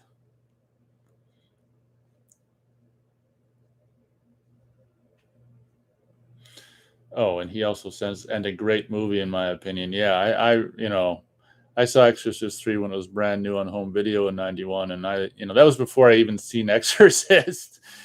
That was like 9 years before I'd even see Exorcist, but since it was new on home video at the time and stuff, I was all about Exorcist 3 in 1991. And yeah, even back then I was like, wow, this is just a really well done movie. And someone asked a question earlier, like what movies scared me, and actually that movie kind of creeped me out. The scene that was done so wonderfully well, where it was just this one long static shot at the hospital, and the nurse goes in and comes out, and there's that jump scare and zoom in of the person with the scissors, the head clippers, and it's just like, that movie's got some genuinely scary aspects and scenes. That's really great. Exorcist 3. Really, really great. C-Snap says, what do you guys think of the new Salem plot being made at the moment? At least it's set in the 70s. Yeah, I guess I didn't know that was happening. I guess if something's being made now, I guess I don't have much hope for it. That's my general thoughts, I guess, about it. Wade Wilson says The Manitou, 1978. Is that a recommendation, Wade, or are you just pretending to be Jose Gomez? Jose Gomez shows up in chat and just says titles and the year they came out, if you didn't know. C-Snap says the head clippers scene is one of the best jump scares ever. Ain't it? Oh my God. And it's mostly because they just linger and linger on that shot for so long. And then I want to say they do this trick, this movie trick, what makes it seem like she shuts the door behind her when she leaves the room, and then the figure comes just out like as if the door wasn't shut. Don't quote me on that, but it seems like that's a part of why it's such a successful jump. It's like, oh my God, that scene was great.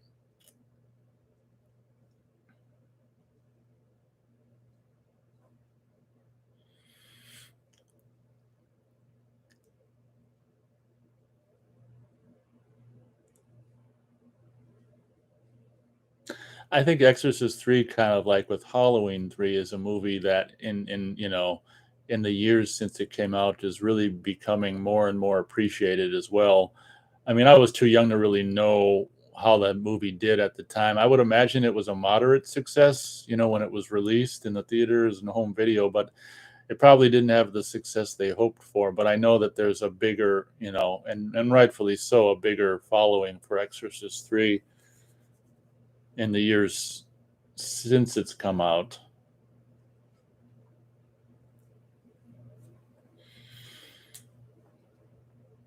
But for anyone who hasn't seen my review on it, feel free to check out my review of Exorcist 3, where I go on and on about my admiration for that movie. Yeah.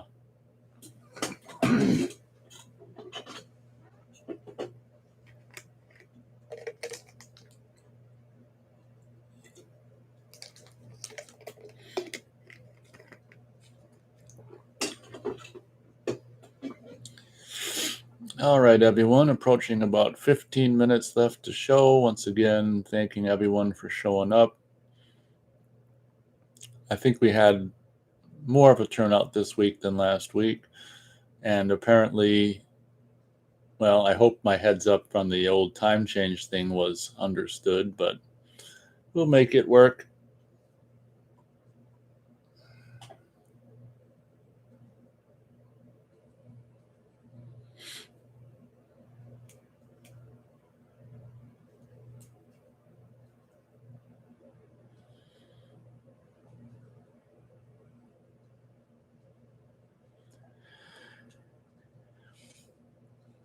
C-Snap says, guys, I got to run. See you next week.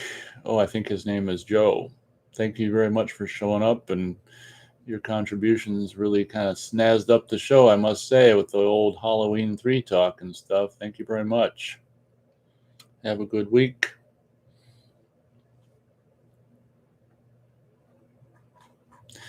Once again, yeah, I do think that's very nice of people to actually say when they're leaving. I think it's a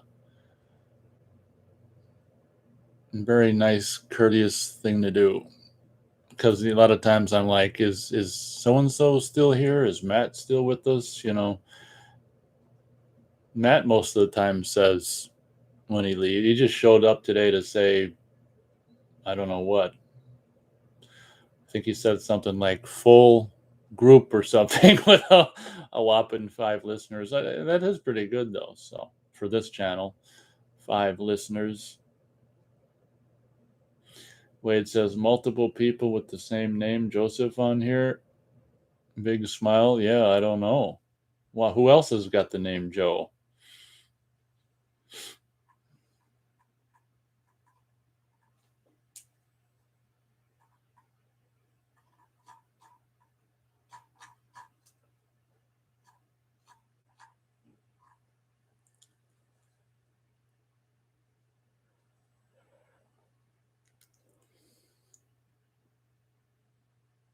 Oh, Wade says you're looking at him, me, silly. So Wade's name is Joe. Okay, I guess I always thought it was Wade.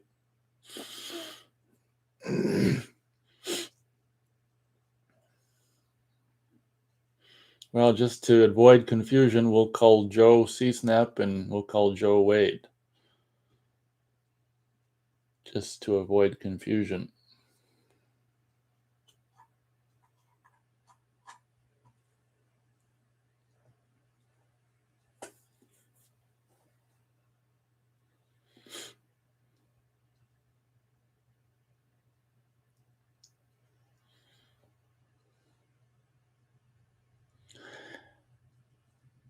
Wade says, I prefer the name Joseph, not Joe anyways. Always have. Okay.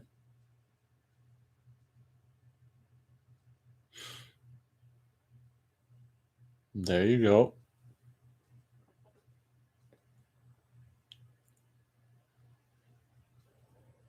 I won't make any jokes about a Technicolor Dreamcoat, so don't worry.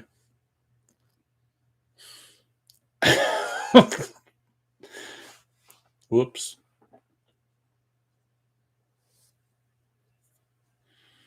That might have actually not been very nice. Whoops.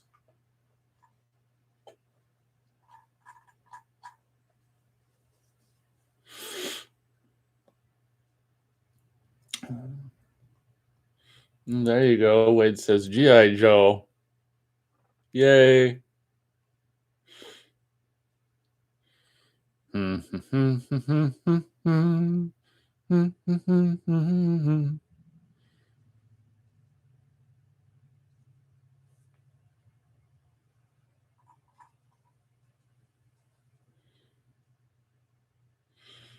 Is there any place where the Manitou from 1978 can be viewed for free?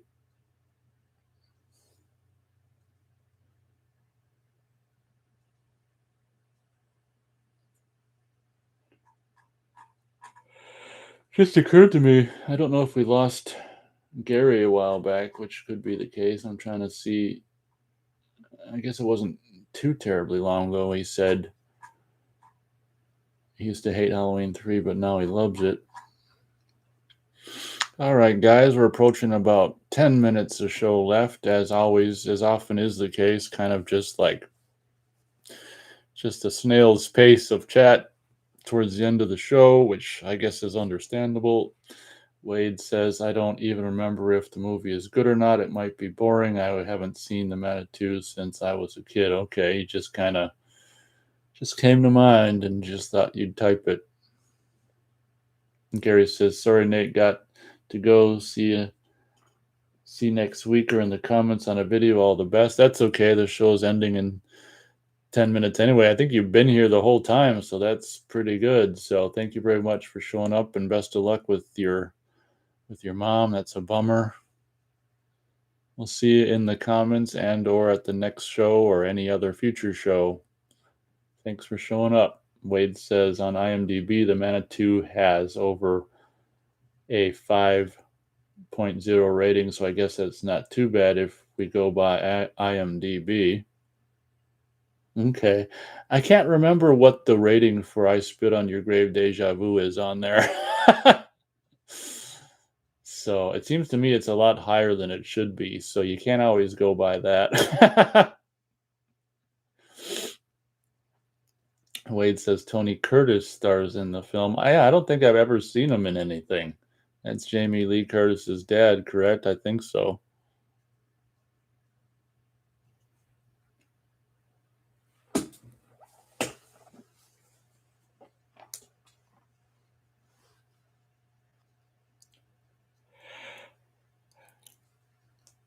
Final stretch here, 9 minutes left. I think Wade says yes in Spanish.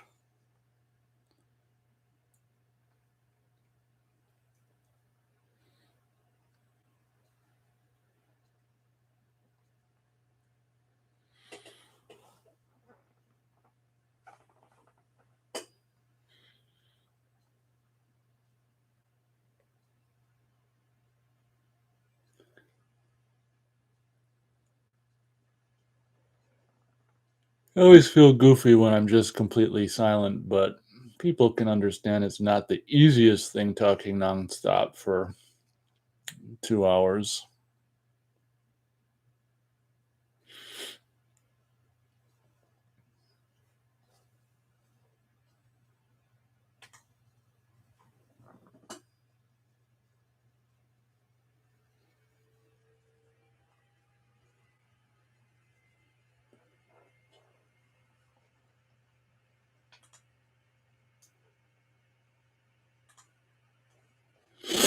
Yep, the boring final minutes of the show.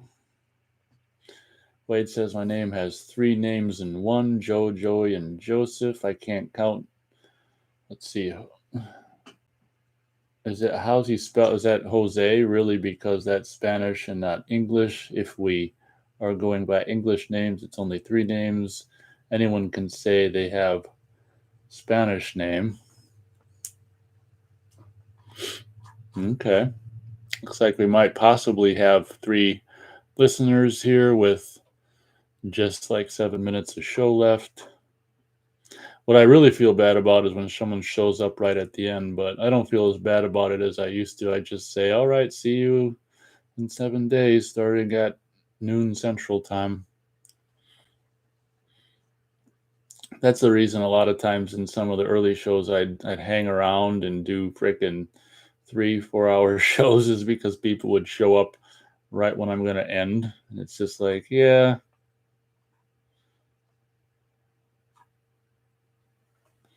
Wade says another name like that is Mike, Mikey, and Michael. That's 3 names in one. 2. Any more names like this? Yeah, at this, this stage into the show, my mind is generally mush, so not that I can think of. I'm trying to just think of Kate and Katie. Kate and Katie, that's only 2 though. I don't know if Catherine a part of Katie and Kate? I don't freaking know. What do I know?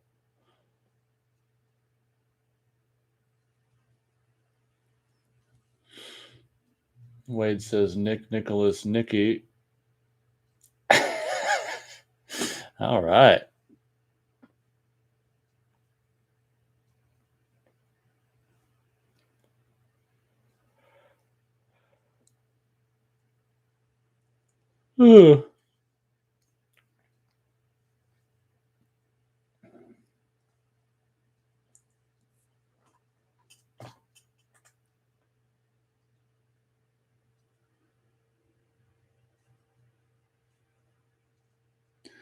Yep, home stretch here on the old radio show.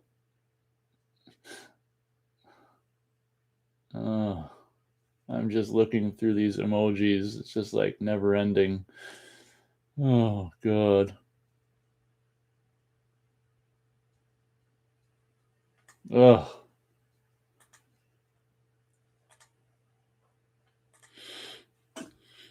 Wade says, when is the last time you've used your Laserdisc player? Has it been that long? Would you have to clean the dust off it or take out of the box? Yeah, it's not in a box. Probably should be, but I can't remember. I guess the last time I used it was whenever I did that Superman Laserdisc showcasing, because I actually put it on a little TV and took some screenshots of it. So I guess that was the last time I used it. I also looked at some of the Criterion Halloween Laserdisc I had when I did that. I didn't watch a whole movie or anything, but that's the last time I had it up and running, and it was still working. So I don't know. That was probably last year then, whenever I showcased that ancient Warner Brothers Superman Laserdisc. Should probably have it in a box, but it's not, and it's getting all dusty, but whatever. I'm lazy. About four, actually like 3.5 minutes left. T minus 3.5 minutes. I think it's also, courteous of me to do that, let people know exactly when the fun's going to end or when it's going to start, depending on your point of view.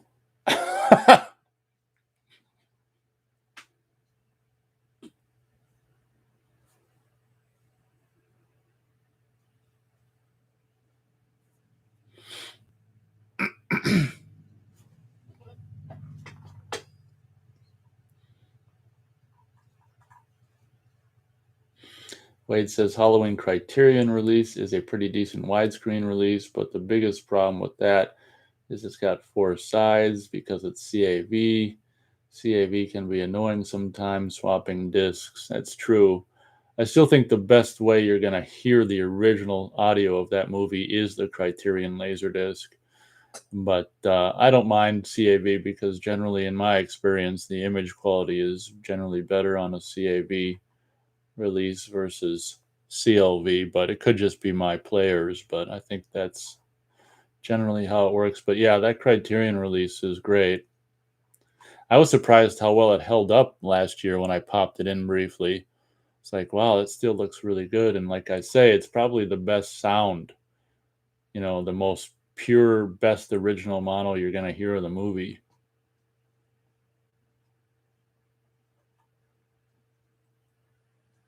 I can remember, playing that back in the 90s on, decent sized speakers, and some of the, like that one part where they're crossing the street with the popcorn, taking the girl over to the other house, and Michael pops up, and some of the bass and some of the music stabs is just like really deeper than you thought it would be, and really great sound on that release as my throat is getting dry. But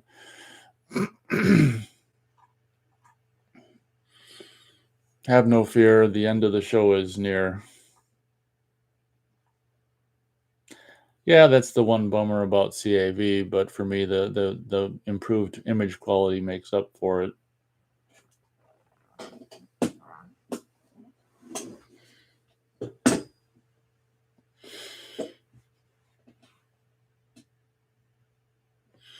Wade says, I think it's in your mind. I don't. He also says, on Laserdisc database, most people will say it doesn't matter. The major benefit from CAV is that you can still pause and rewind while seeing it. If there is a quality difference, it's small.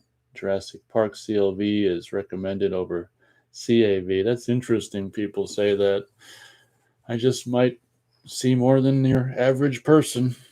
Definitely a better image quality in CAV in my experience, but maybe I have crap players. All right, we got about 30 seconds left. Thank you, everyone, and Wade for showing up. He says, but maybe it's because people are annoyed by swapping the discs. Yeah, that might annoy people enough for them to hate on CAV discs. I think it's definitely a better image quality than CLV. Thank you, everyone, including Wade, for showing up. I guess this will pretty much end the show until noon Central Time next week. Thanks a bunch, and we'll see you then. Yay!